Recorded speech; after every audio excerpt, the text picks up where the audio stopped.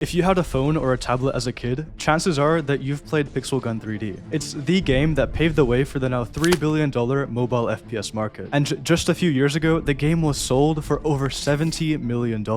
But almost no one knows anything about its original creator, or the literal scam apps that the company behind it made. The story starts in Moscow, Russia, when in 2010, Rilisoft, the company that would own Pixel Gun, was co-founded. One of its first apps was actually a scam jailbreak app, which cost $10 and misled users into thinking that it would jailbreak their phone, when actually it was just a game. Then, in 2012, a man from Moscow, Russia, named Alex Krasnov, started development on a new game in the Unity game engine, which would eventually become Pixel Gun 3D. And in December 2012, the first version of Pixel Gun was released for 99 cents. Now, the context for this is that Minecraft for mobile had just released a year prior. Now, it's clear from Pixel Gun's name and the ripping of some Minecraft assets that Krasnov just wanted to capitalize on the popularity of Minecraft. The game was then subsequently taken down and re-released in May 2013. Now, the exact reasons for this are unknown. It's possible that this was due to copyright strikes from Mojang, as some of the old trailers for the game were also taken down. Now, the game that was released back then was nothing like the multiplayer version of the game that we have today.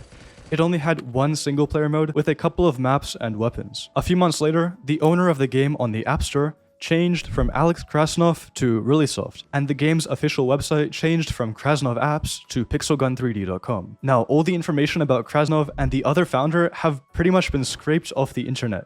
In fact, most of the videos, Alex Krasnov saw an opportunity. Just put some innocent guy's LinkedIn profile picture, so we don't actually have an image of either of the founders' faces. Now, to this point, the game had very little replay value, and you really couldn't call it a success. But the two co-founders had an idea to blow the game up. See, around this time, Team Fortress 2 was the second most popular PC game, followed by CSGO. Both of these were multiplayer FPS games. Dances back and forth between the blocks. But nothing like this had been done on mobile yet. This is where the company took a big risk. In late 2013, Rilisoft started expanding its team, and in late 2013, version 3.12 was released, which brought multiplayer, custom player skins, more guns, melee, and 9 maps such as the Horror Hospital, Dead City, and the iconic Pool Party map, which looks very similar to the CSGO mod map.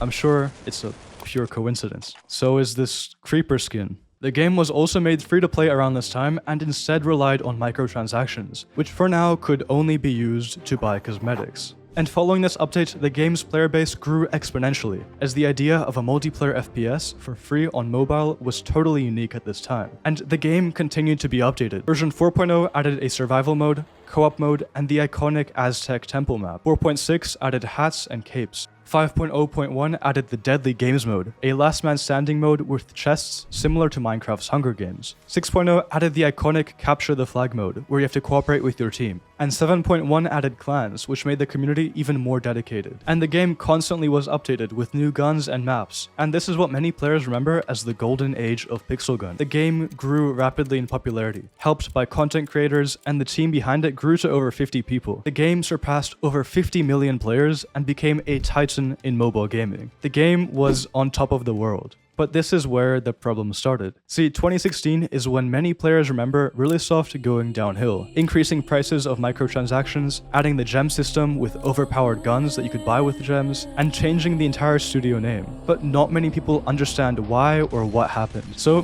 here's my speculation based on research. Rilisoft was a Russian company, and in 2015, Russia was going through a complete financial crisis, where over the course of 2 years, the ruble almost halved in value. And with Rilisoft hiring employees to keep up with growth, it's possible that they had a lot of debt. And if this debt was taken in US dollars or euros, and Rilisoft was paying it off in rubles, the crisis would have made the debt twice as expensive for them. This is possibly why they had to completely restructure the company and become more greedy. In late 2015, 2 new companies were registered in Cyprus. Why Cyprus? Well, because it's part of the EU and has a really low tax rate. The first company was a holding company called Gracevale Limited, and the second was Cubic Games, which is the logo you see when you open the game to this day. Around 2017, the final part of the puzzle, Lightmap Studios, was registered in Rostov, Russia, and the website went online. All three of these companies were still likely owned by the founders of Rilisoft, and all the assets were transferred from Rilisoft to these companies. Here's roughly how it works. Graysvale owned both Lightmap LLC and Cubic Games. Cubic Games was the publisher of Pixelgun, located in Cyprus, but all the developers behind Pixelgun were hired by Lightmap LLC in Russia. This was likely done so that Cubic Games could keep its game devs in Russia while getting the tax benefits of Cyprus. Now, this should have solved the problem, but after this, the developers just continued to get greedier. They added more guns to the game that instantly made the old guns underpowered, and which could be bought with money. They added loot boxes, pets, and more things to spend your money on. Every time you open the game, you would get bombarded with advertisements begging you to spend money on the game. And over the course of 2017, the game slowly became more and more pay to win, and it became harder and harder for free players to have fun. For instance, the whole point of an FPS is that you have to aim and shoot. But what if there was a gun that let you shoot without needing to aim? Guns were introduced like the Smart Bullet Bazooka, a homing weapon that did area damage and was pretty much a guaranteed kill. The skill required for the game also decreased later on, with features like aim assist and auto shooting. The game continued to get more and more cluttered with microtransactions, and grew further apart from what made the game initially popular. And probably the final blow to Pixelgun was the availability of competing mobile shooter games, like COD Mobile and Fortnite. And finally, in 2021, the entire game and all the companies associated with it were acquired by Nexters for $70 million. But the game is still far from dead. In 2021, it was reported that the game made over $26 million in profit with 5.5 million active players every month. So describing the game as dead is just inaccurate. To this very day, Pixelgun holds a very special place in my heart as a game that I loved to play as a kid and was the main inspiration for my own game, which I released on Steam. I really hope you enjoyed this video. Subscribe, like the video, and see you in the next one. Bye.